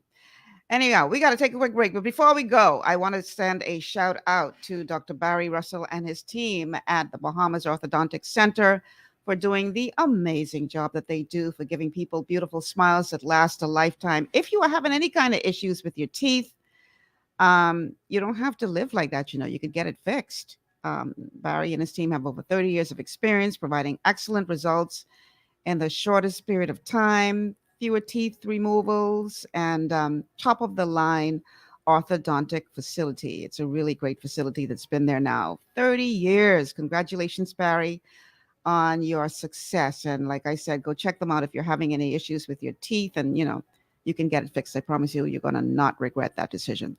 All right, let's take this last break of the show. And then when we come back, we are going to continue with this TGIF open line show. And we're going to be talking about, let's talk about the UB or anything else y'all want to talk about. We'll be back after these words from our sponsors.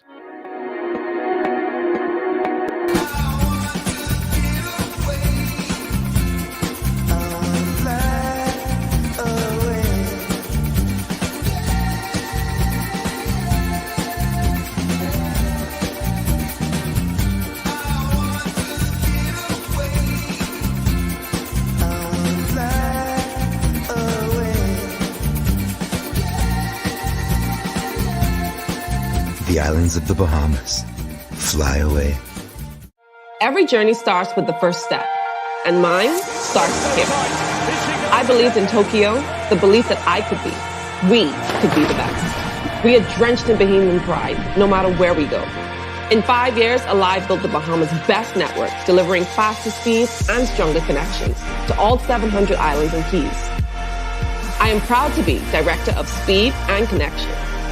Never stop dreaming and never stop believing. Welcome to Sunshine Auto, the hardest place on the planet for rims, tints, and tires. We are your auto superstore for rims, Lexani, Azaras, Trueform, Western, Lux, Fuel, Tracklight, Tough, Rough Racing, Velocity, Mud, All-Terrain, and low-profile tires, cars, homes, and commercial window tinting. At Sunshine Auto, we put God first and customer is king. Blasted loud. Welcome to Chippy's Cultural Experience. Coming soon, Chippy's Cultural Entertainment, building on a Bahamian legacy. Welcome to Boston Square.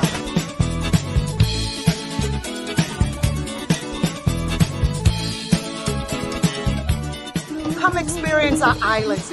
Come experience our history. Come and experience our culture. Experience what it is to be truly Bahamian. You're invited. Yeah, man.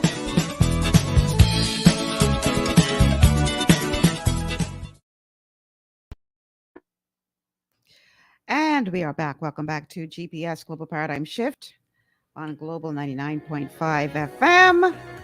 It's a Friday, so you know what that means. TGIF. An opportunity for you to call in and express yourself. Let us know what's on your mind as we discuss the week that was. So, a new president of UB was named, and the chair of the board of the University of the Bahamas revealed that the new president of UB was one Dr. Eric Rowland, who was selected as the new president of UB. He is a respected professional from the University of California and the California State University systems in the United States, and currently serves, prior to being appointed as the president of UB, he served as the head of the College of Business Administration at California Polytechnic and State University. And prior to that, he served in leadership positions at the University of California. So this announcement didn't sit well with some people. They thought it was kind of a slap in the face to Bahamian hopeful Dr. Ian, what's Ian's last name? Poitier, who was also one of the 3 persons who had been shortlisted and was under consideration for Ian Strawn, for the position of president of UB. And a lot of people are up in arms because they say that even if the gentleman who did receive the position is qualified, why is it that we constantly overlook Bahamians who are qualified for these positions? Why couldn't that have gone to a Bahamian? Well, then we heard the announcement from the chair of the board of the university, Alison Maynard Gibson, that that Dr. Strawn did in fact get the vice president position. Let's play that clip. Dr. Ian Strawn, here at my right hand, has been promoted to the position of Executive Vice President of the University of the Bahamas, effective the 1st of April 2022. Dr. Strawn will retain his position as President of the University of the Bahamas North. Well, first and foremost, congratulations to Dr. Strawn on your appointment as Executive VP of the University of the Bahamas. I know a lot of people were disappointed that you did not get the top post. And my personal hope is that maybe that this is a step towards that post being eventually granted to you or some other Bahamian who is qualified for it. But it does raise the question that is often raised in this country as it relates to why we don't go for Bahamian first, as opposed to importing the talent that we need into the country. What are your thoughts on that?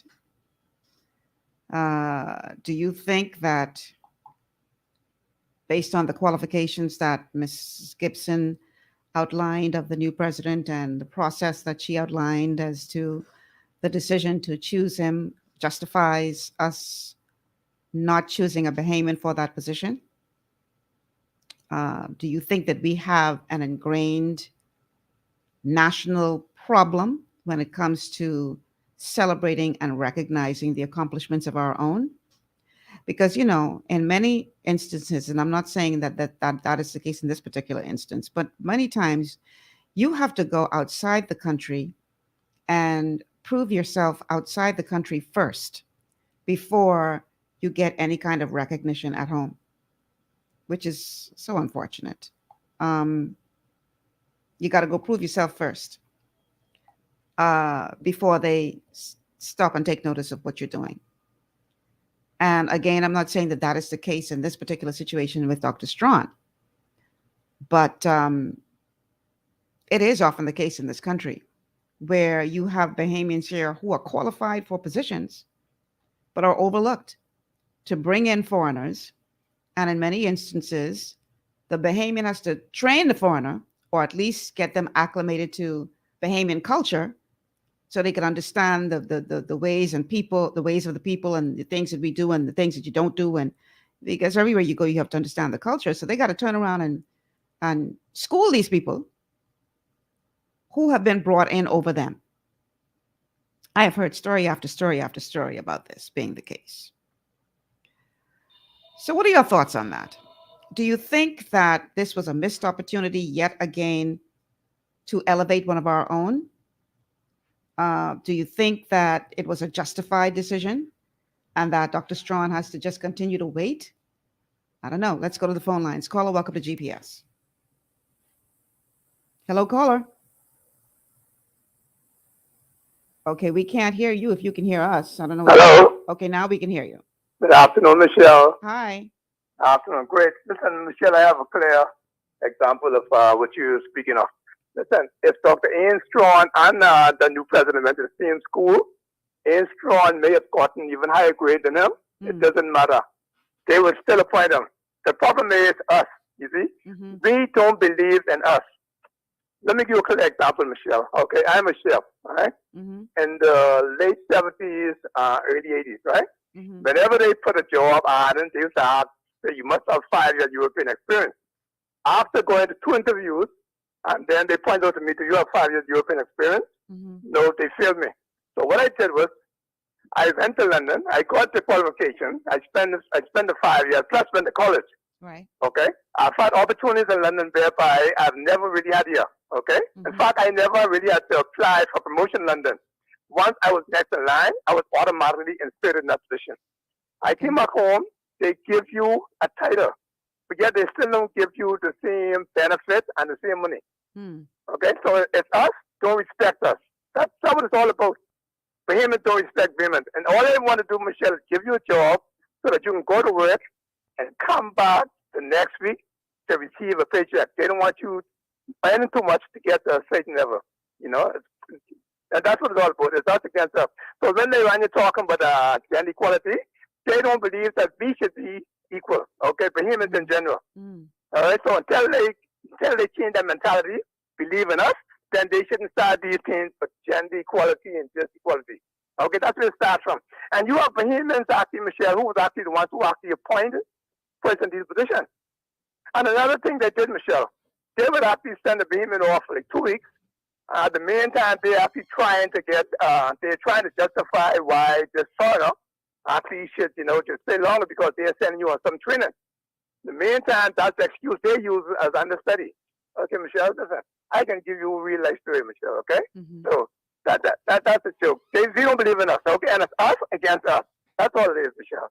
Have a great day. Thank you so much for calling. No, we do have a national problem now when it comes to recognizing the accomplishments of our own. We would rather tear our Bahamian down. And I don't know if it's a point of envy. I don't know if it's just self-hatred that has been perpetuated since the days of slavery. I don't know what it is. But some of us would rather tear another Bahamian down before we encourage them to go and excel on a world stage. We rather find fault with what it is that they're doing and try to say, well, they ain't ready because of this or because of that. Listen, man, you have some countries, they have such a strong sense of national pride that they will support their own from now until kingdom come. But us? We have a call on the line. Caller, welcome to GPS. Caller? Hi, Michelle. Sorry to call back. I was just thinking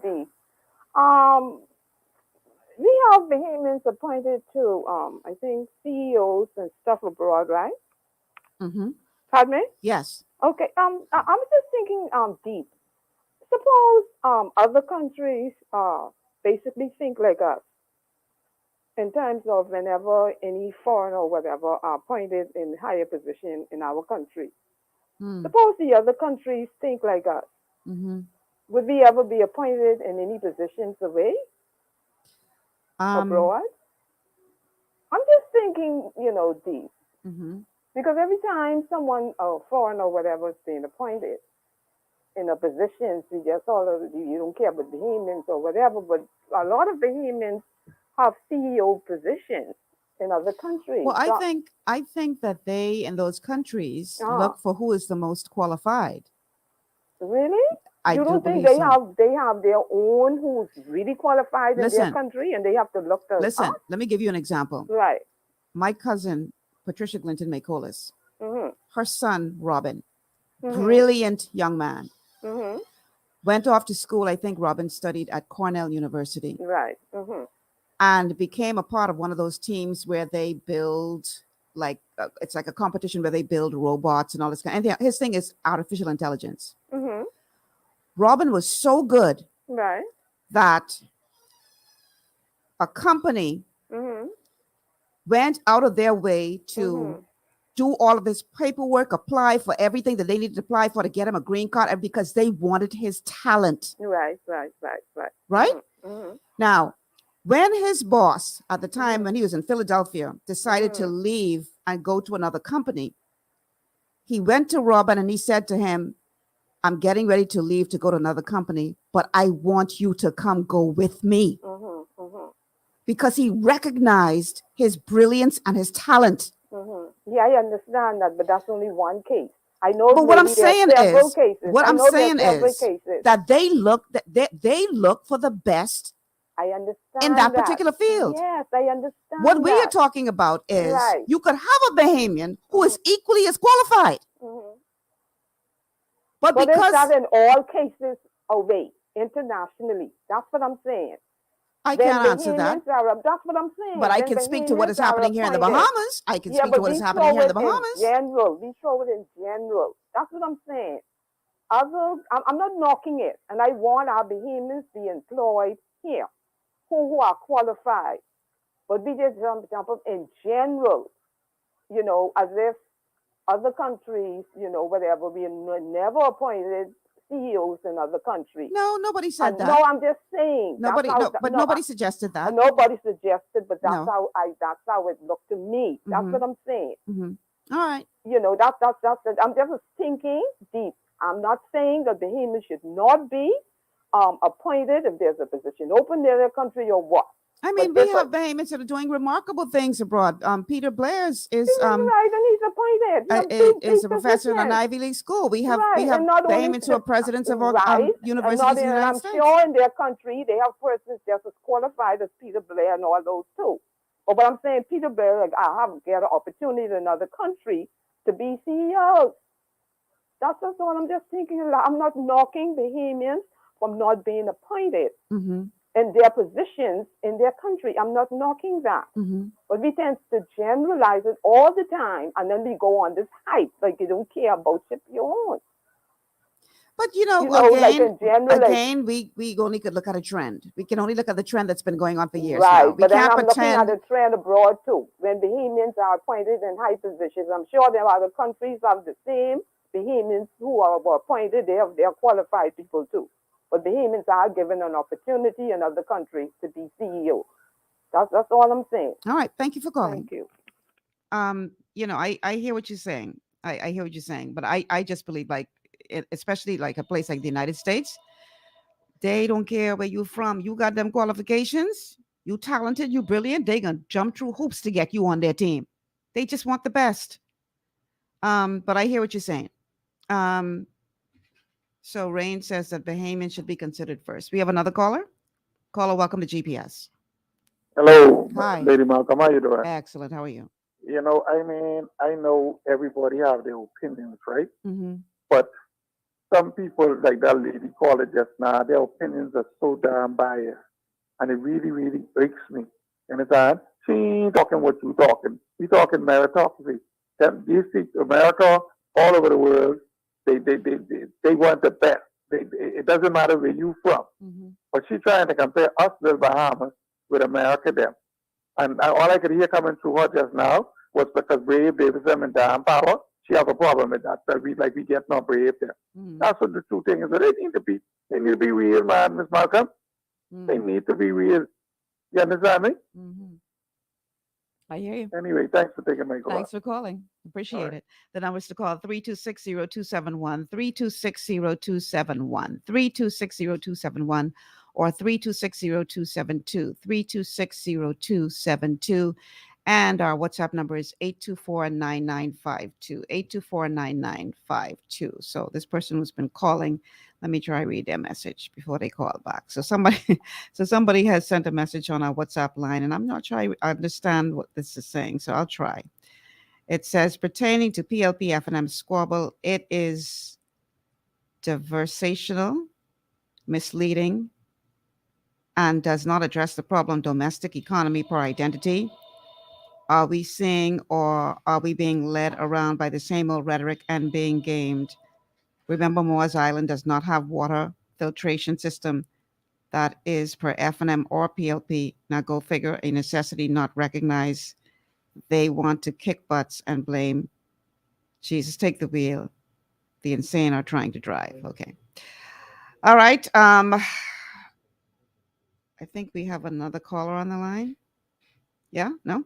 Okay. So this somebody on WhatsApp says, Ms. Malcolm, you on fire today. In 2026, I want to see you join one of the major political parties. I have my preference, though, you and Debbie Bartlett and others. Yeah, politics ain't nothing to play with, son. That ain't nothing to play with. Okay.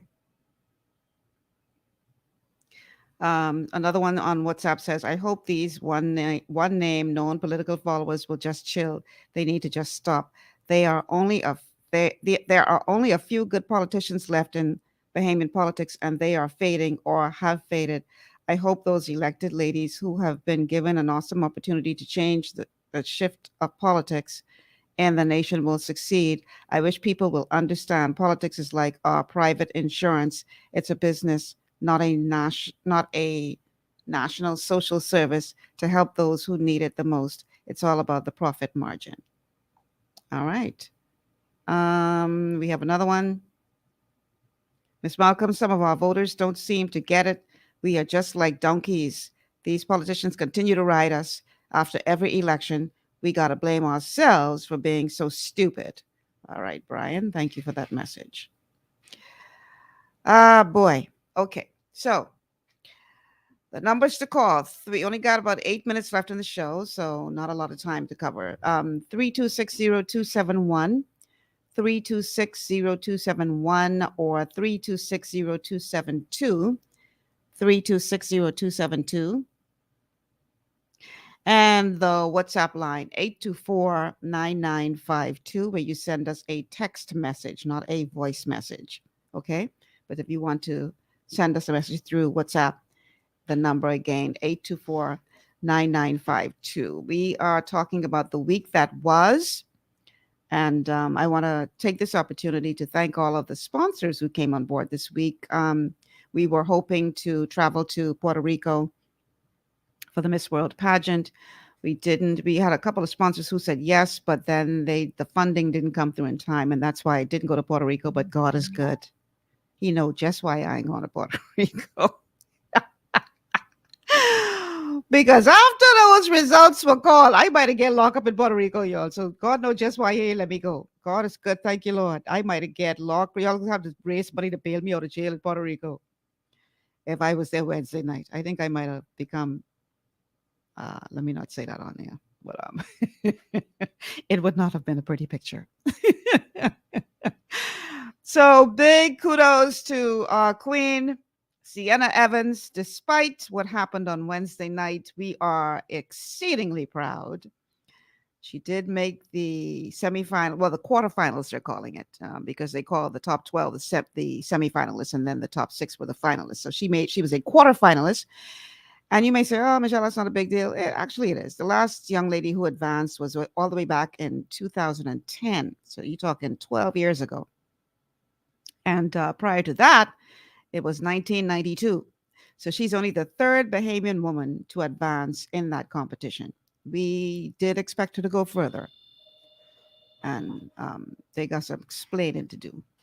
But nevertheless, we are very, very proud of Sienna Evans. And I know that once she gets back home, this girl's going to do some amazing things. I'm just so impressed with her as a person, and want to congratulate her. She made the semifinals in the Beauty with a Purpose competition, as well as the top model competition, and quarterfinalists overall. So congratulations to Sienna. Okay, we have a caller on the line. Caller, welcome to GPS. Yes, good afternoon, Miss Malcolm. How are you doing? Hey, I'm good. How are you? Yeah, I just, I know it's the end of the show, but I just wanted to put this in there. So, the thing is about the contemptuous nature of us as in the diaspora, right? This is nothing new, on the global plantation. I just wanted to get this in. But, actually in slave days, some slaves were so enshrined, they were so engulfed in worshiping master, right?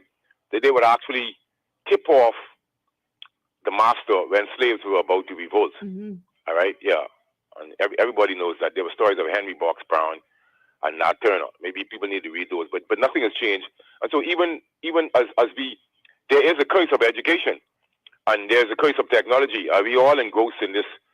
Everybody's talking about this new metaverse, but I call it the meta curse. So we all have forgotten God, and we all will pay the price. I don't care what people say or think. And we are being socially engineered to still worship master, but in a subliminal way. Have a good day. All right. Thanks, 52, for always being full of knowledge, and bringing that knowledge to the airwaves to try to educate folks. I appreciate you and appreciate your support of GPS. And speaking of support, we can't stay on the air without sponsors. And I know that with the economy being the way it is, people are just trying to catch themselves and get back on their feet. We get that. And our prices are fairly reasonable. But understand, if you are a business owner or if you provide a service, that even though you may be going through, that's the time to promote your business. That's the time to let people know, I'm alive, I'm here, come support me. So I want to encourage all business owners out there, to support the show. Help us to stay on the air, because this is a business that they're running here. This is not a public service. And they got to pay bills, they got to pay staff, they got to pay rent, they got to pay, light bill, all that good stuff. And guess what? They keep that AC in here cold, y'all. So my producer laughing. So they gotta pay them bills. So don't let it be a situation where if you enjoy the show and you're a business person and you don't support, and then when I see you, well, Miss Malcolm, what happened? You ain't on there no more. Yeah, because you wouldn't sponsor the show. So I want to encourage you guys, if you have a business or if you provide a service that you would like to promote, give us a call. The same number is 326-0271, 326-0271, or 326-0272, 326-0272. Give us a call. Let us know that you'd like to be a part of GPS, and we'll get you sorted. That being said, a huge thank you to all who sponsored the show this week. Ministry of Tourism, Ministry of Youth, Sports, and Culture, Alive, Executive Printers, and of course, Barry Russell and his team. Thank you for always being an encouragement to me, Barry. And then I want to thank our regulars like Sunshine Auto, and Tiki Bikini Hut, Longevity. Thank you all very, very much for supporting us. That's my time, y'all. I'm Michelle Malcolm. Thank you so much for joining us here on GPS on this open line show. Listen, everybody, please put down the guns, all of y'all out there who carrying them. Let's love more and hate less. We can learn to live together in peace, man. Too much violence. Stop it. It ain't that serious. Have a good weekend, everybody, and be safe.